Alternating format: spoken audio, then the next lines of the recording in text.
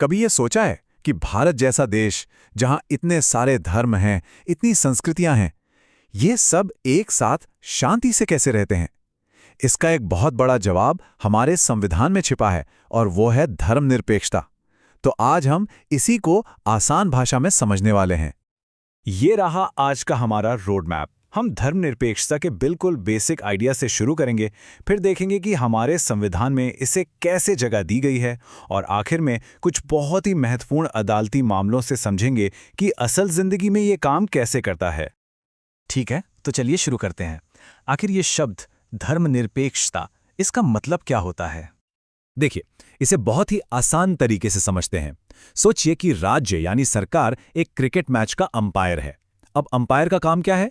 यही ना कि वो किसी भी टीम का पक्ष न ले और ये पक्का करे कि खेल नियमों के हिसाब से हो। बस, धर्मनिरपेक्षता का भी यही मतलब है। राज्य का अपना कोई धर्म नहीं होता और उसकी नज़र में सभी धर्म बराबर होते हैं। अब ये स्लाइड ना बहुत इंटरेस्टिंग है। ये भारत के अनोखे तरीके को दिखाती है। देखिए, पश्चिम में क्या होता है, धर्म और राज्य के बीच एक पक्की दीवार है। कोई किसी के काम में दखल नहीं देता। लेकिन भारत का अप्रोच अलग है, जिसे हम सैद्धांतिक दूरी कहते हैं। मतलब, राज्य सभी धर्मों का सम्मान तो करेगा, लेकिन अगर कहीं बराबरी या न्याय की बात आएगी तो वो जरूरत पड़ने पर बीच में आ भी सकता है। और महात्मा गांधी का ये जो विचार है, वो भारतीय धर्मनिरपेक्षता की आत्मा को कितनी खूबसूरती से बताता है ना, कि सभी धर्मों का सम्मान करना ही हमारा मूल सिद्धांत है। और यहाँ हम नेहरू जैसे नेताओं की दूरदर्शिता को देख सकते हैं। वो जानते थे कि अगर भारत जैसे विविध देश को एक साथ आगे बढ़ना है तो धर्मनिरपेक्षता के बिना ये मुमकिन नहीं है। तो ठीक है, ये तो हुई विचार की बात, पर ये हमारी कानून की किताब यानी संविधान में कहाँ लिखा है? चलिए अब सीधे संविधान के पन्ने पलटते हैं। यहाँ एक बहुत जरूरी बात यह है कि धर्मनिरपेक्षता की भावना तो संविधान में शुरू से ही थी, लेकिन 1976 में 42वें संशोधन के जरिए धर्मनिरपेक्ष शब्द को संविधान की आत्मा यानी प्रस्तावना में जोड़ दिया गया। ये सिर्फ एक शब्द नहीं था, ये भारत की पहचान का एक मजबूत ऐलान था। ये जो अनुच्छेद है ना, ये समझिए कि धर्मनिरपेक्षता की कानूनी रीढ़ की हड्डी हैं। अनुच्छेद 14 और 15 तो बराबरी की नींव रखते हैं। फिर आते हैं अनुच्छेद 25 से 28, जो हमें अपनी आस्था को मानने की पूरी आज़ादी देते हैं। और अनुच्छेद 44 एक तरह से भविष्य की तरफ इशारा करता है। ये सिर्फ कोरे आदर्श नहीं है, बल्कि ये ऐसे अधिकार हैं जिन्हें लागू करवाया जा सकता है। चलिए अब धार्मिक स्वतंत्रता से जुड़े इन अनुच्छेदों को थोड़ा और करीब से देखते हैं, खासकर आर्टिकल 25 से 28 को। ये हर एक व्यक्ति की धार्मिक आज़ादी की सबसे बड़ी गारंटी है। इसका सीधा सा मतलब है कि कोई भी व्यक्ति अपने धर्म को मान सकता है, उसके अनुसार चल सकता है और शांति से उसका प्रचार भी कर सकता है। ये उसकी व्यक्तिगत पसंद है।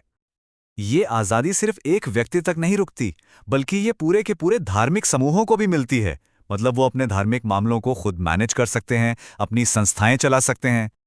इसका मतलब बहुत साफ है, हम जो टैक्स देते हैं वो देश के विकास के लिए है, सड़कें, स्कूल, अस्पताल बनाने के लिए है, ना कि किसी एक खास धर्म को बढ़ावा देने के लिए। और यहाँ सबसे जरूरी बात यह है कि जो स्कूल पूरी तरह सरकारी पैसे से चलते हैं, वहाँ शिक्षा का माहौल एकदम न्यूट्रल बना रहे। एक सच्चा धर्मनिरपेक्ष राज्य सिर्फ सबके साथ बराबरी का व्यवहार ही नहीं करता, बल्कि वो अपने अल्पसंख्यकों को खास सुरक्षा भी देता है। हमारा संविधान ये बात अच्छी तरह समझता है कि अगर खास सुरक्षा नहीं दी गई तो जो समूह संख्या में कम हैं, उनकी भाषा, उनकी संस्कृति, उनकी पहचान पर खतरा आ सकता है। ये आर्टिकल उस खूबसूरत सांस्कृतिक विविधता को बचाने के बारे में है जो भारत की असली ताकत है। ये आर्टिकल अल्पसंख्यक समुदायों को शिक्षा के जरिए अपनी पहचान और अपनी विरासत को जिंदा रखने की ताकत देता है। चलिए अब देखते हैं कि इन संवैधानिक सिद्धांतों को असल दुनिया में यानी सुप्रीम कोर्ट में कैसे परखा गया और कैसे इन फैसलों ने इन्हें और भी मजबूत बनाया। ये केस तो एक मील का पत्थर है सच में। इस फैसले ने धर्मनिरपेक्षता को हमारे संविधान के मूल ढांचे का हिस्सा बना दिया। अब इसका मतलब क्या है? इसका मतलब ये है कि इसे कोई बदल ही नहीं सकता, संसद भी नहीं, संशोधन लाकर भी नहीं। मतलब ये हमेशा हमेशा के लिए हमारे संविधान में लॉक हो गया। इस फैसले ने एक बहुत बड़ी बात साफ कर दी, जब भी कोई धार्मिक प्रथा और किसी व्यक्ति के मौलिक अधिकार आमने सामने आएंगे तो हमेशा मौलिक अधिकारों की, खासकर बराबरी के अधिकार की जीत होगी। और ये केस सकारात्मक धर्मनिरपेक्षता का एक शानदार उदाहरण है। यहाँ राज्य ने हस्तक्षेप किया ताकि ये सुनिश्चित हो सके कि धार्मिक स्वतंत्रता के नाम पर महिलाओं के साथ भेदभाव ना हो। तो चलिए फटाफट सब कुछ एक साथ देख लेते हैं। हमने संवैधानिक आधार समझा, प्रस्तावना और एसआर बम्बई केस, फिर धार्मिक स्वतंत्रता के अनुच्छेद और उनसे जुड़े शायरा बानो और सबरीमाला जैसे केस, और आखिर में अल्पसंख्यक अधिकार। ये टेबल सब कुछ एक नज़र में याद रखने के लिए एकदम परफेक्ट है। और जाते जाते एक सवाल पर सोचते हैं, कोई भी देश अपनी सदियों पुरानी धार्मिक परंपराओं और समानता जैसे नए संवैधानिक मूल्यों के बीच एक सही संतुलन कैसे बना सकता है? बस यही संतुलन साधना भारतीय धर्मनिरपेक्षता की सबसे बड़ी चुनौती भी है और सबसे बड़ा लक्ष्य भी। उम्मीद है इस विश्लेषण से धर्मनिरपेक्षता जैसे जरूरी विषय को समझने में मदद मिली होगी।